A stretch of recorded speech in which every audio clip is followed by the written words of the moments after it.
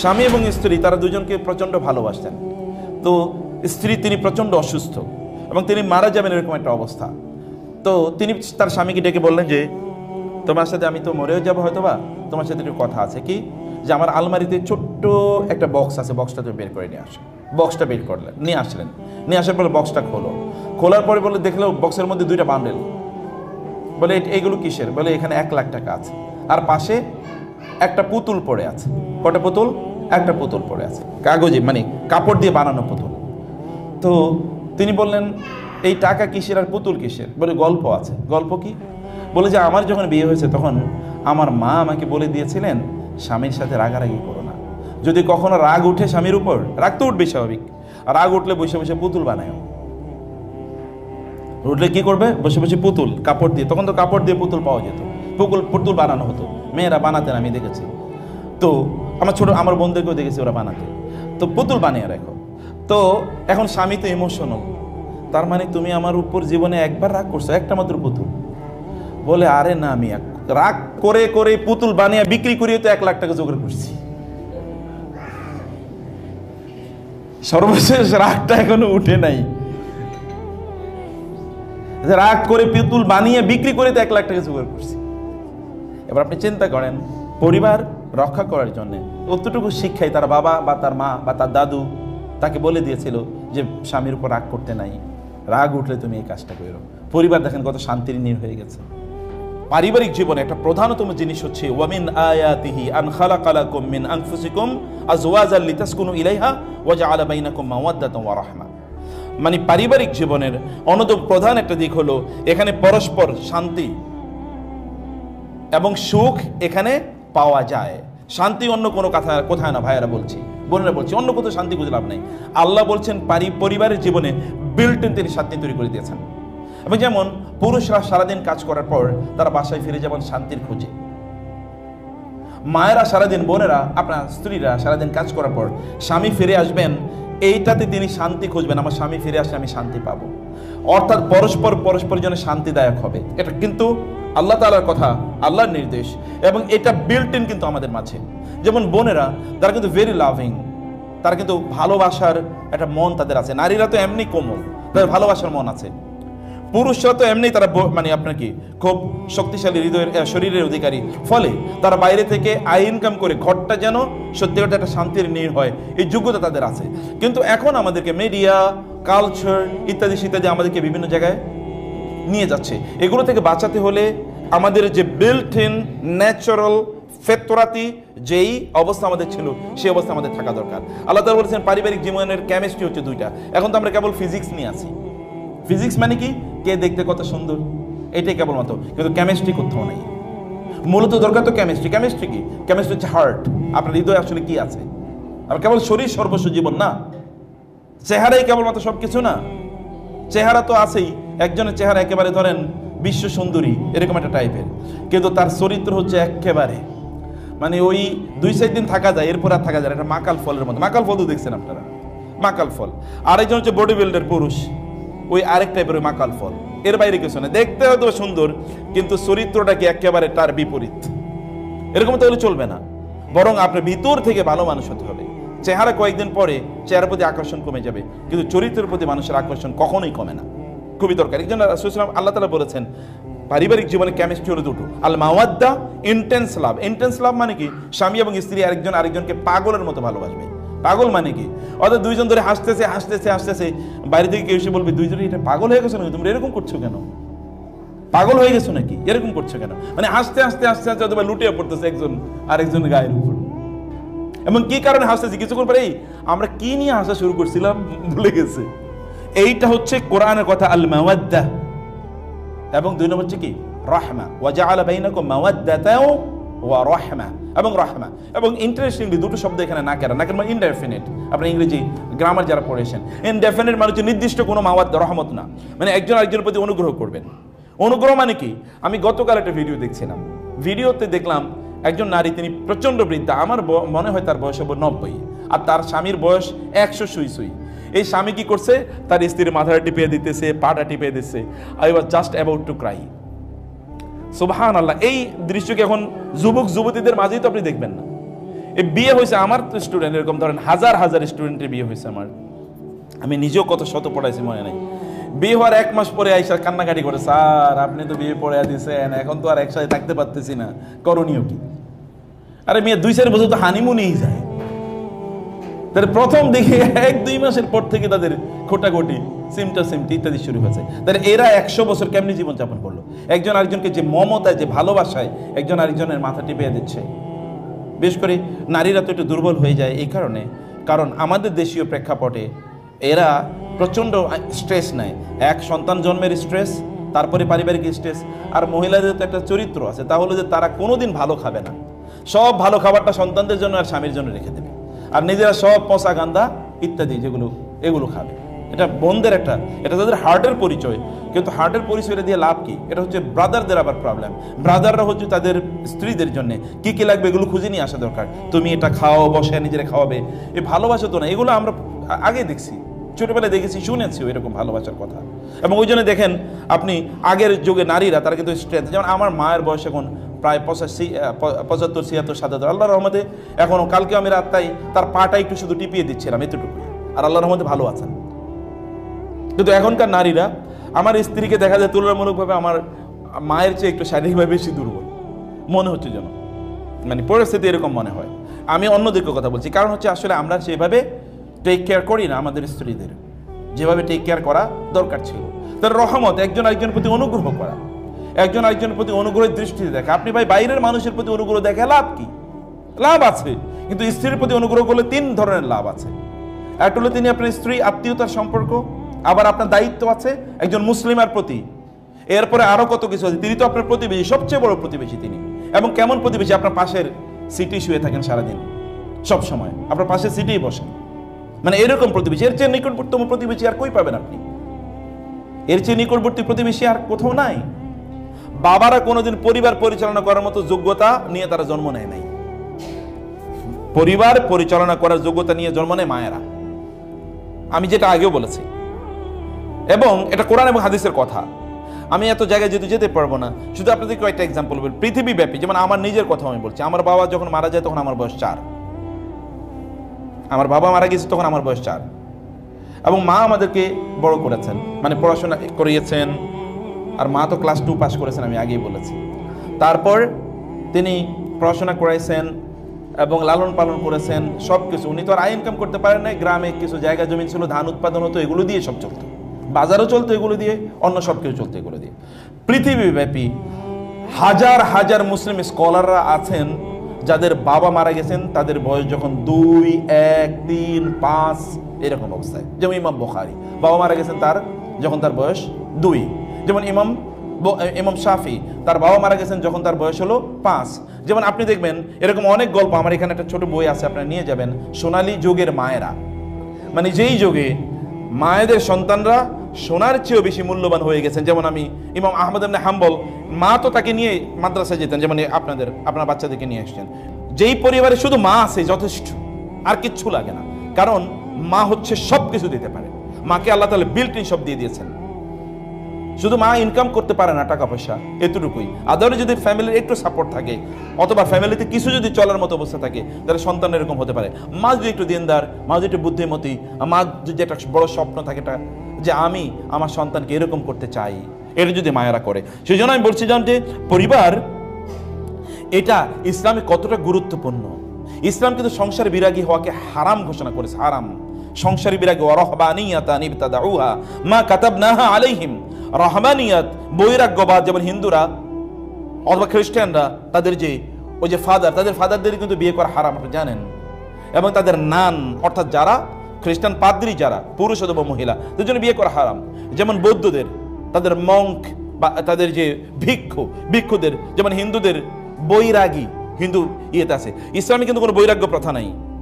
রাসূলুল্লাহ সাল্লাল্লাহু আলাইহি ওয়াসাল্লাম তো তিনি মানে একসাথে তার 9 জন স্ত্রী ছিলেন, তাহলে মানে পারিবারিক জীবনটা কত স্ট্রং হওয়া লাগে। আপনি দেখেন পরিবার, আল্লাহ রাসূলের চেয়ে বড় আদর্শ কি আছে? তিনি পরিবারকে কিভাবে তিনি করেছেন। তার স্ত্রী আছে, তার সন্তান সন্ততি আছে, তাদেরকে তিনি সময় দিয়েছেন, তার সাথে তিনি কথাবার্তা বলেছেন, গল্প করেছেন, ইত্যকার। এই জন্য রাসূলুল্লাহ সাল্লাল্লাহু আলাইহি ওয়াসাল্লাম বৈরাগ্যবাদকে তিনি হারাম ঘোষণা করেছেন। ইসলামে নিষিদ্ধ বৈরাগ্যবাদ, ইসলাম এটাকে অনুমোদন করে না। তো এই জন্য আমাদেরকে প্রিয় বোনেরা এবং ভাইরা, আমাদের জীবনটা যেন উদ্দেশ্যহীন না হয়। আপনারা এই যে পারিবারিক জীবন তৈরি করেছেন, এটা উদ্দেশ্যহীন যেন না হয়। উদ্দেশ্য কি? যেমন আমি এর আগে বলেছি, আপনাদের একটা সন্তানকে রবিয়াতুর রায়ের মতো বানান না প্লিজ। আমাদের একটা রবিয়াতুর রায় প্রচণ্ড দরকার। আপনার সন্তানকে একজন এই হাল জামানার যদি একজন আলবানি অথবা একজন শেখ বিন বাজাজ বানাতে পারেন, তাহলে গোটা পৃথিবী কিভাবে আলোকিত হতে পারে চিন্তা করে দেখেন। আমাদের এই দেশেও আপনারা যে সকল আলেমদেরকে শ্রদ্ধা করেন, এরকম একটা আলেম যদি আপনার সন্তান হয়, তাহলে আপনি চিন্তা করে দেখেন তো, মা হিসেবে, বাবা হিসেবে আপনার মর্যাদাটা কোথায় যেতে পারে। এই স্বপ্ন কে দেখবে? আপনারা না দেখলে কারা দেখবে? এই স্বপ্ন তো আপনাকে দেখতে। বাংলাদেশের সবচেয়ে বড় আলেম আপনারা যাদেরকে মনে করেন, এরকম একজনের মতো অন্তত হোক না। আপনার সন্তানের সেই যোগ্যতা তো আছে, নাই কিন্তু এটা না। কে কাকে যোগ্যতা, কি কাকে আল্লাহ তাআলা কতটুকু যোগ্যতা দিয়ে তৈরি করেছেন তা তো আমরা জানি না। যোগ্যতা আছে, পটেনশিয়াল আছে, কিন্তু স্বপ্নের অভাব। আপনি যদি স্বপ্ন দেখেন তাহলে আপনি এইভাবে প্ল্যান নেবেন, স্বপ্ন যদি সেভাবে না দেখেন তাহলে তো প্ল্যান নেবেন না। এরকম একটা স্বপ্ন আমাদের সবারই আমাদের দেখা দরকার। এই কারণে পারিবারিক জীবন তৈরি করার পূর্বে আল্লাহ এবং আল্লাহ রাসূল আমাদেরকে দিয়েছেন, শিক্ষা দিয়েছেন, আমরা নির্দেশ দিয়েছেন, আমরা পারিবারিক জীবন তৈরি করার পূর্বে যেন আমরা দিনদার ভালো মানুষকে যেন বিয়ে করি অথবা বিয়ে করাই। ওয়ালা তুনকিহুল মুশরিকিন হাত্তা ইউমিনু ওয়ালা তুনকিহুল মুশরিকাতি হাত্তা ইউমিননা। কোরআনের এই আয়াতগুলো সূরাতুল বাকারাতে আপনারা এই আয়াতগুলো বারবার দেখবেন। তোমরা মুশরিক পুরুষ বা মুশরিক নারীদেরকে বিয়ে করো না অথবা বিয়ে দিও না তাদের কাছে তোমাদের সন্তানদেরকে। ওয়ালা আমাতুম মুমিনাতুন অথবা ওয়ালা আবদুন মুমিনুন খায়রুম মিন মুশরিকিন আও খায়রুম মিন মুশরিকাতিন ওয়ালাউ আ'জাবাতকুম অথবা ওয়ালাউ আ'জাবাকুম। একই আয়াতে পুরুষদের কথা ওয়ালাউ আ'জাবাকুম, নারীদের ব্যাপারে ওয়ালাউ আ'জাবাতকুম। শরীরের দিকে তাকায়েন না, চেহারার দিকে তাকায়েন না প্লিজ, চেহারার দিকে তাকায়েন না। চেহারা ইজ ইম্পর্টেন্ট, কিন্তু তার চেয়ে অনেক বেশি ইম্পর্টেন্ট হচ্ছে ভালো মানুষই। ভালো মানুষই যদি না থাকে তাহলে চেহারা আলটিমেটলি কতদিন অ্যাট্রাক্ট করবে? কয়দিন চেহারা আপনাকে অ্যাট্রাক্ট করবে? আপনি যদি তার থেকে যদি আপনি মানসিক প্রশান্তি না পান, এই চেহারা আপনার কাছে কোনোদিনই আলটিমেটলি পরিবারকে রক্ষা করার জন্য কাজ করবে না। রাসূলুল্লাহ সাল্লাল্লাহু আলাইহি ওয়াসাল্লাম তিনি বলেছেন, সবচেয়ে মানে কোরআন এবং সুন্নাহর কথা হচ্ছে, সবচেয়ে উত্তম নারী তারা যারা তাদের স্বামীদেরকে সাহায্য করেন বা পরস্পর সাহায্য করেন। পরস্পর তারা ঈমানের ক্ষেত্রে, আমলের ক্ষেত্রে পরস্পর সহযোগী। কেবল আপনার বোনরা, আমি আপনাদেরকে স্বনির্বন্ধভাবে বলি, কেবল ইউটিউবে কিভাবে ভালো রান্না করা যায় এটা শিখলেই চলবে না। হ্যাঁ, ভালো রান্না করতে হবে, ভালো রান্না করতে হবে। মনে রাখবেন, পুরুষদের জিহ্বার টেস্টটা এক সময় থাকে মায়ের কাছে, পরে আসে কি স্ত্রীর কাছে। এই দুইজনের মধ্যে সীমাবদ্ধ থাকে। ছোটবেলা মায়ের খাবার খাইছে, মায়ের খাবারই সবচেয়ে ভালো লাগে। এরপরে বিয়ে করার পর বউয়ের খাবার খাইছে, এটাই ভালো লাগে, আর কোনো খাবার ভালো লাগে না। এটা পুরুষদের জিহ্বার টেস্ট। অতএব আপনারা এত টেনশন করার দরকার নাই। আমার ওয়াইফ যদি শুধুমাত্র ভর্তা রান্না করে, এতে আমার জন্য যথেষ্ট। আমি এটাই মনে করি দিস ইজ হেভেনলি ফুড, এটা জান্নাত থেকে আসছে এই খাবার। বুঝতে পেরেছেন? অতএব এটা নিয়ে টেনশন করার কোনো প্রয়োজন নেই, এটা নিয়ে এত কিছু করার দরকার নেই। আপনারা ওই জায়গায় বেশি সময় না দিয়ে দিনই কাজে, ভালো কাজে পরস্পরকে সহযোগিতা করা। আল্লাহ তাআলা বলেছেন, আল মুমিনুনা ওয়াল মুমিনাতু বা'দুহুম আউলিয়াউ বা'দ ইয়া'মুরুনা বিল মা'রুফি ওয়া ইয়ানহাউনা 'আনিল মুনকার ওয়া ইউকিমুনা আস-সালাতা ওয়া ইউতুনা আয-যাকাতা ওয়া ইউতিউনা আল্লাহ ওয়া রাসূলাহু উলাইকা সায়ারহামুহুমুল্লাহ। আল্লাহর রহমত পেতে হলে কি করতে হবে দেখেন। স্বামী স্ত্রী পরস্পরকে ভালো কাজে আদেশ করবে, খারাপ কাজ থেকে নিষেধ করবে। তারা পরস্পর তারা সালাত আদায় করবে, সালাতের ব্যাপারে পরস্পরকে নির্দেশ প্রদান করবে, তারা যাকাতের ব্যাপারে পরস্পর নির্দেশ প্রদান করবে, এবং তারা আল্লাহ এবং আল্লাহ রাসূলের আনুগত্য করবে। তাইলে আল্লাহ তাআলা এদের উপরে স্পেশাল রহমত করবেন। আপনার স্বামীকে বলুন, আজকে নামাজ পড়েছেন? স্ত্রীকে জিজ্ঞেস করুন, আজকে নামাজ পড়েছো? এটা আগে জিজ্ঞেস করুন। আগে এইটাকে, মানে আমি একটা এক্সাম্পল বললাম, ভালো কাজের ব্যাপারে নির্দেশ প্রদান করা। আপনাদের স্বামীদের জন্য বই গিফট করুন প্লিজ, কেবল জামা কাপড় গিফট করেন না। জামা কাপড় যত বেশি তত আপনাদের বিপদ, কারণ এগুলো ধরে, এগুলো আয়রন করে, এত কাহিনী করার দরকার কি? বই গিফট করুন, বই দিয়ে ভর্তি করে দেন, বই পড়ান, পড়ো, আমার পাশে বসো, পড়ে পড়ে আমাকে শোনাও। আমার ওয়াইফ, যখন আমার ছেলেটা যে বছর জন্ম নেবে, ওই বছর আমার ওয়াইফ হলো প্রেগন্যান্ট। আবার উনি দেবেন মাস্টার্স পরীক্ষা। এখন উনি তো পড়তে পারতেছেন না। আমি বলতাম যে ঠিক আছে, আমি আমার জীবনে কিছু গল্প বলি, এগুলো আপনাদের কাজে লাগবে হয়তো বা। আমি বলতাম তুমি শুয়ে থাকো, আমি পড়ে পড়ে তোমারে শোনাই। তো উনি শুয়ে থাকতেন, আমি ওনারে পড়ে পড়ে শোনাই ব্যাখ্যা করতাম যে এইটার অর্থ হচ্ছে এটা, অতটুকু উনি শুনতেন। তো এরপরে যেতাম হলো ধরেন তার পরীক্ষা কেন্দ্রে, আমি তাকে নিয়ে যাচ্ছি পরীক্ষা কেন্দ্রে, তো আমি হয়তো পাবলিক বাসে বসেছি তাকে নিয়ে, অথবা ধরেন প্রাইভেট গাড়িতে বসছি তাকে নিয়ে, আমি বলতাম তুমি আমার মানে ঘাড়ে কাঁধে মাথা রাখো, এরপরে আমি তোমাকে বলি পরীক্ষার এই প্রশ্নের আসলে এই প্রশ্নের উত্তর কিভাবে দিতে হবে। এ বলতাম অধিকাংশ প্রায় 90% পড়া উনি শুধু আমার কাছ থেকে শুনছে, পড়েই নেই, শুধু শুনে দিছি, শুধু শুনেই তিনি পরীক্ষা, এবং তিনি অনেক ভালো রেজাল্ট করছেন মাশাআল্লাহ, ফার্স্ট ক্লাস পাইছেন যতটুকু আমার মনে পড়ে। এটা সম্ভব। আপনি যদি পরস্পরকে হেল্প করতে যদি চান, Allah will make it easy for you, Allah এটা সহজ করে দেবেন। কিন্তু এতটুকু করা এটা আমাদের জন্য জরুরি, এতটুকু করা, এই অনুভূতি নেয়া এটা আমাদের জন্য প্রচন্ড জরুরি। এটা আপনারা করবেন ভাইয়েরা বোনেরা, একসাথে ভালো কিছু কাজ করুন, একসাথে নামাজ আদায় করুন। রাসূলুল্লাহ সাল্লাল্লাহু আলাইহি ওয়াসাল্লাম খাদিজা রাদিয়াল্লাহু তাআলা আনহা যখন কোরআন আয়াত নাযিল হলো, ইয়া আইয়ুহাল মুযাম্মিল কুমিল লাইলা ইল্লা কালিলা, রাসূলুল্লাহ সাল্লাল্লাহু আলাইহি ওয়াসাল্লাম এবং খাদিজা রাদিয়াল্লাহু তাআলা দুজন নামাজ আদায় করতেন, এবং সামনে এবং পেছনে। আপনারা জানেন স্বামী স্ত্রী নামাজ আদায় করলে কিভাবে পড়তে হয়, সামনে এবং পেছনে। আমার ওয়াইফকে নিয়ে আমি আমার জীবনে কত নামাজ আদায় করছি আমার মনে নেই, এত পরিমাণ নামাজ আদায় করছি। উনি পিছনে দাঁড়াতেন, আমি সামনে দাঁড়াতাম, বহু নামাজ আদায় করেছি, অসংখ্যবার।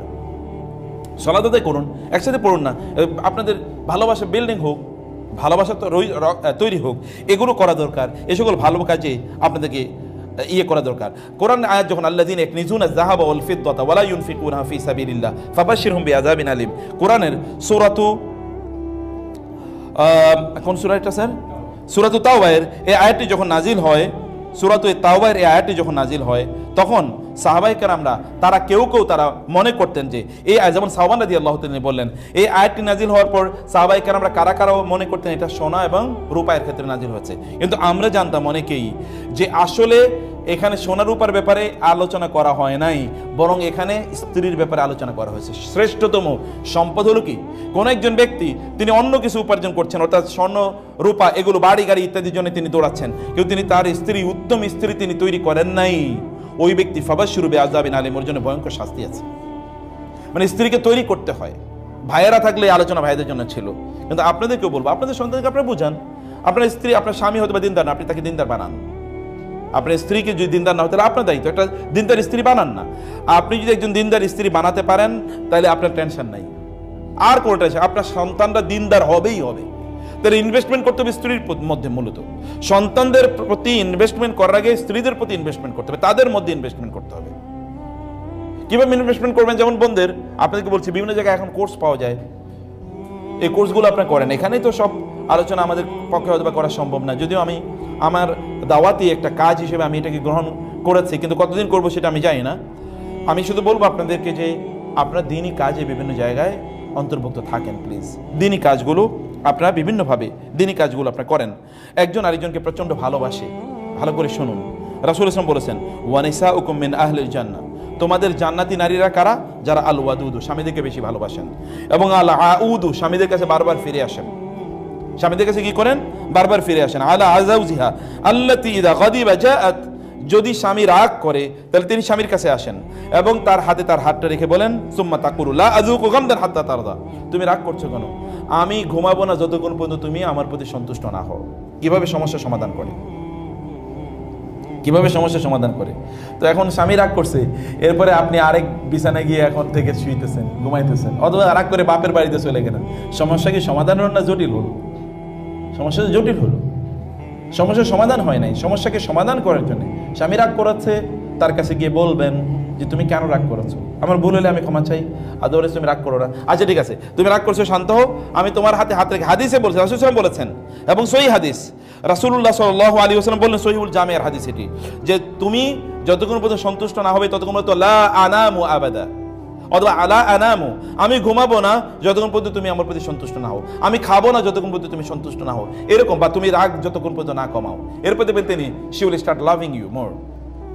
স্বামীদেরকে, তাদেরকে ভালোবাসা, আল ওয়াদুদ, স্বামীদেরকে ভালোবাসা, এগুলো যদি আমরা করতে পারি তাহলে পরকীয়া কমে যাবে।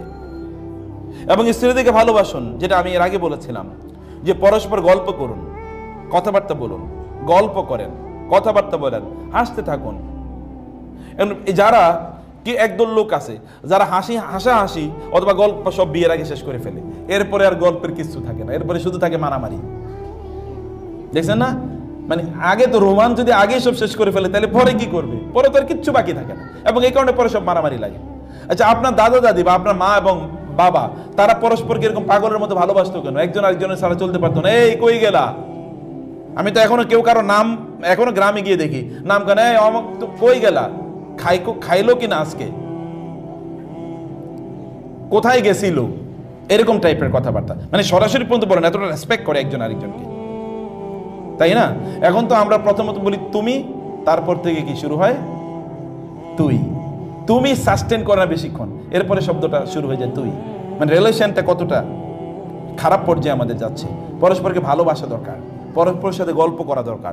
গল্প করেন না আপনারা, যেই কোনো দুনিয়া কেবল গল্প মানে কিন্তু এখন তো আমাদের দেখবেন যদি গল্প করতে বসে স্বামী স্ত্রীরা, তাহলে এক দুই কথা আলোচনার পরে এরপরে পোলাপাইনের কথা চলে আসে। ওরা কি আজকে ঠিক মতো খাইলো, বাজার কি হইলো, এই বাসায় কিন্তু বাজার নাই, আলোচনা কিন্তু এক দুই সেন্টেন্সের পরে ওইখানে চলে যায়।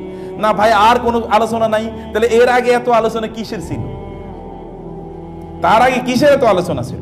এই যে এত আলোচনা করে পোলাপাইন পার্কে, তাহলে কি আলোচনা করে আমি তো তাই বুঝি না। তো এই আলোচনা তো স্বামী স্ত্রীর মধ্যে হবে, ওই আলোচনা তো হারাম, কিন্তু এটা কি, এটা বাধ্যতামূলক, এটা হালাল, এটা করতে হয়, এটা কেমিস্ট্রি অফ ম্যারিড লাইফ, এটা বৈবাহিক জীবনের কেমিস্ট্রি এটা। যাই হোক, আমি এরপরে যেটি স্বামীকে মুগ্ধকারিনী, রাসূলুল্লাহ সাল্লাল্লাহু আলাইহি ওয়াসাল্লামকে জিজ্ঞেস করল আইয়ুন নিসাই খায়র, সর্বোত্তম নারীকে? তিনি বললেন আল্লাতী তাসুররুহু ইযা নাযারা, যদি স্বামী যদি তার দিকে তাকায় তাহলে তাকে তার প্রতি সন্তুষ্ট হয়, এবং ওয়াতুতিউহু ইযা আমারা, তিনি তাকে আনুগত্য করেন যখন তিনি তাকে কোনো নির্দেশ দেন। ওয়ালা তুখালিফুহু ফি নাফসিহা ওয়া মালিহা বিমা ইয়াকরাহু, তিনি তার স্বামীর অপছন্দনীয় কোনো কাজই করেন না। যেমন কয়েকটা ইস্যু আমি আপনাদেরকে বলি, যেমন আপনাদের স্বামীদের ব্যাপারে আপনার সুন্দর জামা কাপড় পরে থাকবেন। সব সুন্দর জামা কাপড় এখন বান্ধবীর বাড়িতে যাওয়ার জন্যে, অথবা বোনের বাড়িতে যাওয়ার জন্যে, অথবা বিবাহর আসরে যাওয়ার জন্য সব জমা করে রাখবেন না। অর্নামেন্টস তো এখন বোনেরা রাখে কোথায়, এখন হচ্ছে ব্যাংকের লকারে, শুধু ওই দিনই বাইর করে যেদিন কোনো বিয়ের অনুষ্ঠানে যাবে। তো আপনার এই অলংকার তো আপনার স্বামীর জন্য, কারে দেখাবেন এই অলংকার? অনেকে বলেন যে আমার স্বামী এগুলো পছন্দ করে না, তা ঠিক আছে, কিছু কিছু পুরুষের তো রুচি ওই লেভেলের নাই, তাও ঠিক আছে, কিন্তু তারপরেও আপনার নিজকে আপনি ইয়ে করুন, আপনি পারফিউম ব্যবহার করুন, বেশি বেশি আতর ব্যবহার করুন, ঘরটাকে আতরময় সুগন্ধিময় করে রাখুন, সুন্দর সুন্দর জামা কাপড় পরে বাসায় থাকুন। এটা করা দরকার, কারণ এটা আপনার জন্য কি সওয়াবের কাজ, আর ওটা হলো হারাম। আরেকজনকে আপনার সৌন্দর্য প্রদর্শন করা হলো হারাম। ওয়ালা ইউবদিনা যিনাতাহুন্না ইল্লা লিবুউলাতিহিন্না, তারা তাদের সৌন্দর্য কেবল স্বামীর জন্য প্রকাশ করবে, অন্য কারো কাছে না। অতএব তাদের কাছে, তাদের সামনে আপনার সৌন্দর্যগুলো প্রকাশ করে, এটা আপনার জন্য ইবাদত, এটা ইবাদত। কিন্তু একটি গল্প আছে খুবই বিখ্যাত, মানে এটা সালাফদের মধ্য থেকে এরকম কিছু বক্তব্য পাওয়া যায়। তোমাদের একটা জিনিস হলো আমি একটু আপনাদেরকে বলে রাখি, মানে সবচেয়ে মানে ওমর ইবনুল খাত্তাব রাদিয়াল্লাহু তাআলা আনহু তিনি বলেছেন যে শাররুন নিসাই সিত্তুন, মহিলাদের মধ্যে 6টা গুণ খুবই খারাপ, খুবই খারাপ 6টা গুণ আছে। এর মধ্যে কি আল হান্নানা, 2 নম্বর হচ্ছে আল আন্নানা, আল মান্নানা, আল হাদ্দাকা, আল বাররাকা, সাদ্দাকা। বুঝতে পেরেছেন? ভালো করে শুনুন, এটা মজার জিনিস। তিনি বলেছেন মহিলাদের মধ্যে শাররুন নিসাই সিত্তুন, নারীদের মধ্যে 6 ধরনের নারী আছে যারা খারাপ, অথবা নারীদের মধ্যে 6টা গুণ আছে এটা খারাপ। এর মধ্যে 1 নম্বর গুণ হলো আল হান্নানা। হান্নানা মানে কেবল বাপের বাড়ির গল্প, কেবল কার গল্প? আর হান্নানা। এটা বেশি বেশি বলার দরকার নাই, কম বলবেন, এটা বেশি বেশি এটা বলার দরকার নেই। 2 নম্বর হচ্ছে কি আল আন্নানা, বেশি বেশি কি করে তারা কেবল আনিন, আনি মানে হচ্ছে কেবল কান্নাকাটি, কথায় কথায় নাক কাঁদুনি আছে না, একদম কথায় কথায় কেঁদে দেয়, এটা করা ভালো না।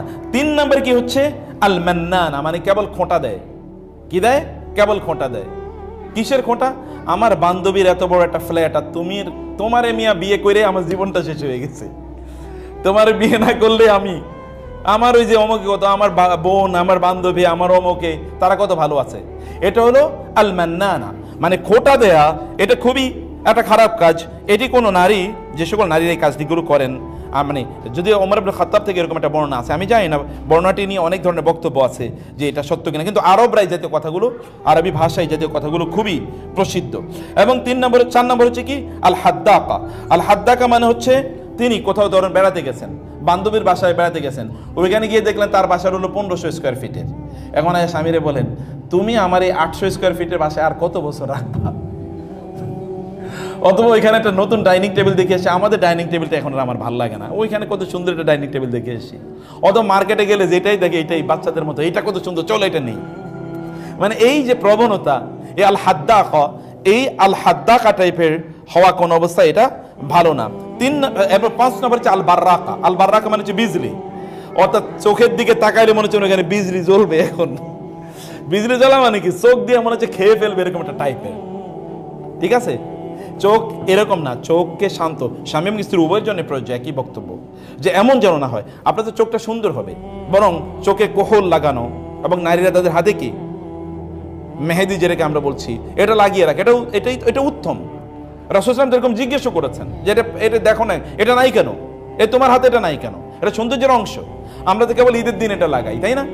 কিন্তু এটা সদা সর্বদা নারীরা এটা করে রাখবেন, সৌন্দর্য করে রাখবেন, এটা আপনাদের উচিত। এবং এটা একটা ইবাদতের পার্ট, বিকজ আপনার making your husband happy is a part of your ইবাদত। এটা 4টা কাজের মধ্যে একটা মৌলিক কাজ।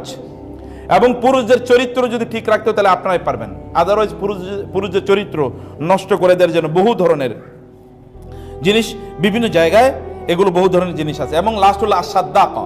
আসাদ্দাকা মানে হচ্ছে চিবিয়ে চিবিয়ে কথা বলা, বুঝলেন না? চিবিয়ে চিবিয়ে কথা বলবেন না, কথা বলা no, very simple, very simple. আপনি দেখবেন যারা একটু চিবিয়ে চিবিয়ে কথা বলে এই লোকগুলো দুষ্ট হয়। চিবিয়ে চিবিয়ে যারা কথা বলে এটা পুরুষ টাইপের। আমি তো মহিলাদের এত বেশি শুনি নাই, শোনার সুযোগ হয় নাই, কিন্তু পুরুষদেরকে যাদেরকে দেখি চিবিয়ে চিবিয়ে কথা বলে এগুলো দুষ্ট টাইপের হয়। এবং এই কারণে দেখবেন যারা একটু বেশি কথা বলে, একদল মানুষ আছে কথা বেশি বলে, আসলে মনে কিছু নাই, যা আছে সব বলে ফেলে। আবার যেগুলো আছে দেখবেন একেবারে কথা কম কয়, কথা কম বলে তো ভালো, কিন্তু কিছু কিছু আছে কথা কম বলে কিন্তু একটাই বলে, যেটা বলার পরে এরপরে আগুন লেগে গেছে চারিদিকে, আর নিভানো যাচ্ছে না, তাই না? কথা কম বলা ভালো, কিন্তু কম মানে হচ্ছে এরকম না যে সর্বশেষ তিনি যেটা বলেছেন এটা বলার পর আর কিছু লাগে না, এমন যেন না হয়। লাস্ট আমি বলছি যে আমি 11টা 8 বেজে গেছে। আচ্ছা ঠিক আছে, আর 1-2 মিনিটের মধ্যে আমি কয়টা পয়েন্ট একটু আপনাদেরকে বলে দিই। বিপদে সান্ত্বনা প্রদানকারী নারী, যে নারী বিপদে সান্ত্বনা প্রদান করেন তার স্বামীকে, তিনি বিপদে খায়রু নিসাইকুম আল ওয়ালুদু আল মুয়াসিয়াতু আল মুয়াতিয়াতু ইযা ইত্তাকাইনাল্লাহ। ভালো করে শুনুন, রাসূলুল্লাহ সাল্লাল্লাহু আলাইহি ওয়াসাল্লাম তিনি বলেছেন, ইমাম বাইহাকি এবং সহিহুল জামি হাদিসটি এসেছে, এবং হাদিসটি ইমাম আলবানী রাহিমাহুল্লাহ তিনি তার আস-সহিহাতে হাদিসটি উল্লেখ করেছেন, মানে আল আহাদিস আস-সহিহা, এখানে তিনি হাদিসটি উল্লেখ করেছেন। হাদিসটি কি? খায়রু নিসাইকুম, তোমাদের নারীদের মধ্যে শ্রেষ্ঠ তারাই যারা আল ওয়ালুদ, যারা অনেক বেশি সন্তান দেয়, এবং আল ওয়াদুদ, যারা স্বামীদেরকে অনেক বেশি ভালোবাসে, আল মুয়াসিয়াতু, যারা তাদের স্বামীদেরকে সান্ত্বনা প্রদান করে, আল মুয়াতিয়াতু, এবং যে সকল নারীরা তাদের স্বামীদের আনুগত্য করে, ইযা তাকাইনাল্লাহ। ভালো করে শুনুন, তাহলে 4টি জিনিস।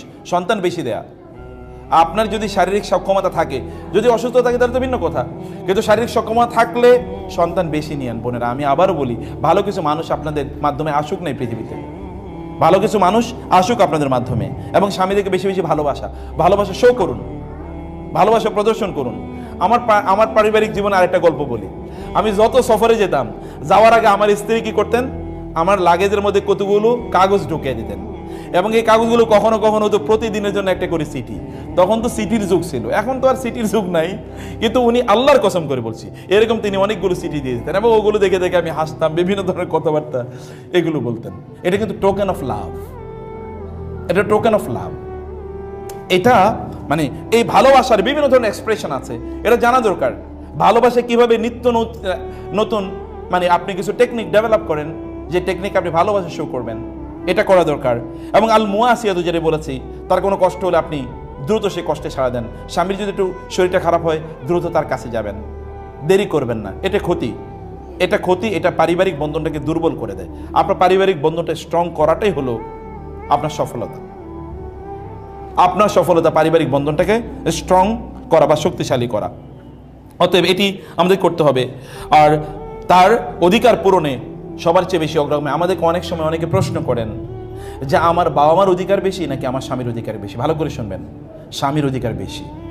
এমনকি যদি স্বামী যদি বলেন যে তুমি তোমার বাবার বাড়িতে যাবা না, তাহলে যাবেন না। ওনার অনুপস্থিতি চান। উনি যদি বলেন তার সাথে যোগাযোগ করবেন না, ওনার এই কথা বলা হারাম, এটা কবিরা গুনাহ, এটার জন্য উনি গুনাহগার হবেন। কিন্তু আপনি ওনার সামনে কথা বলবেন না, ব্যাস। আপনি আলাদা কথা বলুন, আপনি ওনার সামনে বলার দরকার নাই। স্বামীদের অনেক সমস্যা আছে, স্বামীরা থাকলে আমি বলতে পারি, তো স্বামী একজন আছে মাত্র। আর আমরাও স্বামী, কারণ আমরা তো নিজেরাই কইতেছি। তবে এটা মনে করেন না যারা বলে তারা যে ফেরেশতা, এটা মনে করেন না, এটা মনে করার কোনো কারণ নেই। আমরাও ফেরেশতা না, কেউ ফেরেশতা না, ত্রুটি বিচ্যুতি সবার আছে। কিন্তু এই জন্য আমি আগেই বলেছি, আল্লাহ যেন আমাদেরকে এই কথাগুলো সবচেয়ে বেশি আমল করার তৌফিক দান করেন, আল্লাহুম্মা আমিন। বোনেরা, সেই জন্য আমি বলছি যে এখানে আমাদের যেটা করা দরকার তা হলো আমরা যেন তাদের প্রায়োরিটি আমরা যেন প্রদান করি। এই কারণে রাসূলুল্লাহ সাল্লাল্লাহু আলাইহি ওয়াসাল্লাম বললেন, উনজিরি আইনা আনতে মিনহু ফাইন্নাহু জান্নাতিকে ওয়ানা জান্নাতুকে ওয়ানা রুকি। তুমি দেখো যে তোমার স্বামীর কাছে তোমার অবস্থান কতটুকু, কারণ তিনি তোমার জান্নাত, তিনি তোমার জাহান্নাম। তোমার স্বামীর কাছে তোমার অবস্থান কতটুকু, তোমার স্বামী তোমাকে কতটুকু রেসপেক্ট করেন, ভালোবাসেন, শ্রদ্ধা করেন, এটা দেখবে। রাসূলুল্লাহ সাল্লাল্লাহু আলাইহি ওয়াসাল্লাম এই কথা বলেছেন এবং এই হাদিসটি মুসনাদে আহমদে এসে এবং আলবানী রাহিমাহুল্লাহ তার সহিহাতে হাদিসটি উল্লেখ করেছেন। অতএব এটি করা, স্বামীকে তার খরচের ব্যাপারে কষ্ট কম দেয়া, অনেক বেশি খরচ করতে হবে এটা না করা, যতটুকু সম্ভব তার সামর্থ্য অনুসারে তারা করবেন। আর স্বামীরা যা ইনকাম করবেন, তার ইনকাম মূলত তার ইনকাম যাবে তার পরিবারের জন্য। অতএব তিনি ব্যাংক ব্যালেন্স করা তার জন্য ফরজ না, তার জন্য ফরজ হলো তার পরিবারকে রাখা। এই কারণে আল্লাহ তাআলা বলেছেন, লিয়ুনফিক যু সাআতিন মিন সাআতিহি ওয়া মান কুদিরা আলাইহি রিজকু ফালিয়ুনফিক মিম্মা আতাহুল্লাহ। প্রত্যেকে তার সামর্থ্য অনুসারে ব্যয় করতে হবে। এখন আপনার কোন একজন পুরুষের, আমি যেহেতু এটা অন রেকর্ড এবং অন্যরা অনেকেই দেখবেন, পুরুষরা তাদের সামর্থ্য অনুসারে যদি তাদের পরিবারের জন্য ব্যয় না করেন, তাহলে তারা আল্লাহর কাছে কৃপণ হিসেবে উপস্থিত হবেন। আর কৃপণদের অবস্থা কি হবে? এখন ধরেন আপনার স্বামীর ইনকাম হচ্ছে, পুরুষরা আপনাদেরকে বলছে আপনার ইনকাম হলো 1 লাখ টাকা, আর আপনি মাসে 50,000 টাকা খরচ করেন, আর বাকি 50,000 টাকা আপনি ব্যাংকে রাখেন। কে বলছে আপনাকে ব্যাংকে রাখার জন্য? আপনার কি দরকার? আপনার ইনকাম তো আপনার সন্তানদের জন্য, আপনার স্ত্রীর জন্য, আপনার পরিবার, আপনার বাবা মার জন্য। অতএব তাদের মেটানোর পর, খরচ তাদেরকে সুন্দরভাবে রাখার পর, প্রয়োজনগুলো মেটানোর পর যদি আপনার করার প্রয়োজন তাহলে করেন। কিন্তু আপনি ব্যাংকে রাখতেছেন কি জন্য? আপনি মরে যাওয়ার পর এরপরে কি হবে? আপনি মরে যাওয়ার পর এগুলো কোনো কাজে আর লাগবে না তখন। অতএব এদের প্রতি আপনার স্ত্রী, আপনার সন্তানদের মধ্যে ইনভেস্ট করুন, এটা রিয়েল ইনভেস্টমেন্ট, এর চেয়ে উত্তম কোনো ইনভেস্টমেন্ট একেবারে নাই।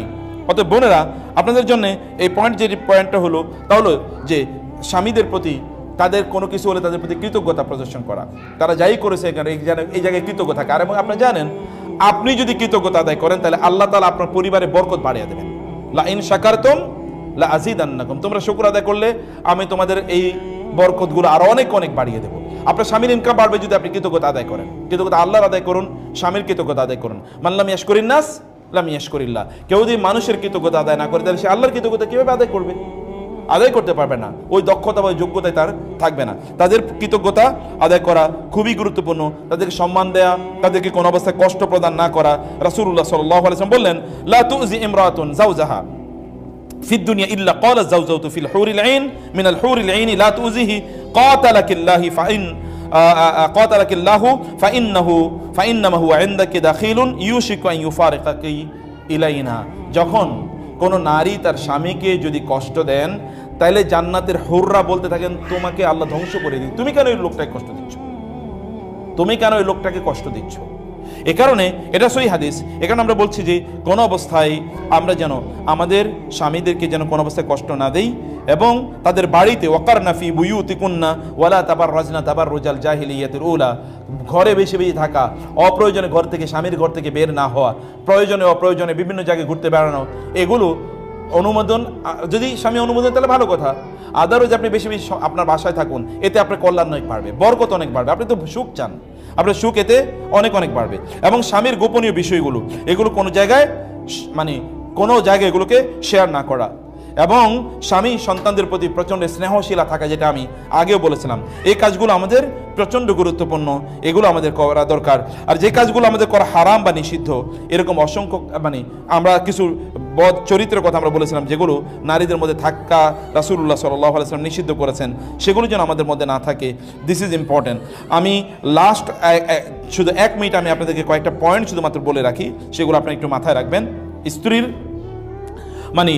আমরা যদি বলি বিবাহ, এগুলো তো আপনার বিবাহ পরবর্তী কিছু দায়িত্ব, এর কথা আমরা বলি। বিবাহ পূর্ব করণীয় বা ইত্যকার বিষয় আমরা বলেছি আপনাদের, বা পারিবারিক জীবন কীভাবে আমরা ঠিক রাখবো, সেই জিনিসগুলো আমরা এখানে বলেছি। এখন বিবাহ পরবর্তী কিছু দায়িত্ব, স্ত্রীর প্রতি স্বামীর কি কি দায়িত্ব আছে, আমি শুধু পয়েন্টটা আপনাদেরকে বলে রাখি। এর মধ্যে 1 নম্বর দায়িত্ব হচ্ছে পরিবারে ইসলামী অনুশাসন প্রতিষ্ঠা করা। এটা স্বামীদের কাজ, পুরুষদের কাজ। পরিবার যেন ইসলামিক অনুশাসনে চলে, এটা নিশ্চিত করতে হবে। 2 নম্বর হচ্ছে হাসি মুখে থাকা এবং উত্তমভাবে কথা বলা। সারাদিন কাজ করে এসেছেন, এই জন্য চেহারাটাকে একেবারে গোমরামুখী করে রাখতে হবে, তাকানো যায় না, মনে যেন পুরো মানে অমাবস্যার রাতের কালো অন্ধকার তার মুখের উপর এসে এবার মানে কালিমা যুক্ত করে রেখেছে গোটা মুখে। না, আপনি কষ্ট করছেন কাদের জন্য? যদি আপনি বলে থাকেন যে আমি আমার স্বামী, আমি আমার স্ত্রী সন্তানদের জন্য কষ্ট করছি, তাহলে তাদের সামনে নিয়ে চেহারাটা আপনি খারাপ করে রাখবেন। চেহারাটা তো তাদের বাইরে কষ্ট থাকলেও ভিতরে হাসি মুখে প্রবেশ করবেন, যেন ভিতরে এনভায়রনমেন্টটা কি এটা জান্নাতি এনভায়রনমেন্ট হয়। এটি আমাদের করা দরকার। 3 নম্বরে হচ্ছে উত্তম ব্যবহার করা, প্রত্যেকের সাথে উত্তম আচরণ করবেন। আমি আমার নানা নানিকে দেখেছি একজন আরেকজনকে আপনি করে কথা বলতে, তুমি জীবনও শুনি নাই, তুই তো শুনিই নাই জীবনে করবে, মানে আপনি করে বলতে শুনেছি।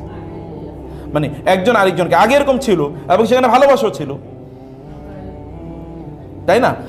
আমরা তুমি করে বলি, তাতে কোনো নিষিদ্ধ না, কিন্তু তুই আইলো কেন, মানে তুই আসলো কেন, তার মানে শ্রদ্ধাটা কোন লেভেলে আইসা পৌঁছে বলেন তো এটা। আচ্ছা, এটা আমাদের করা দরকার। স্ত্রীর সাথে একান্তে বসা এবং খোঁজ গল্প করা। আমি স্বামীদের কথা বলছি, স্ত্রীর সাথে গল্প করা। এবং আমি আবারও বলি, পারিবারিক আলোচনা বাদ দিয়ে আপনারা কেবল ভালোবাসার, স্বামী স্ত্রী ভালোবাসার আলোচনা যদি 5-10 মিনিট না করতে পারেন, তাহলে বুঝবেন যে আপনারা কি এখানে অলরেডি পোকা ঢুকে গেছে।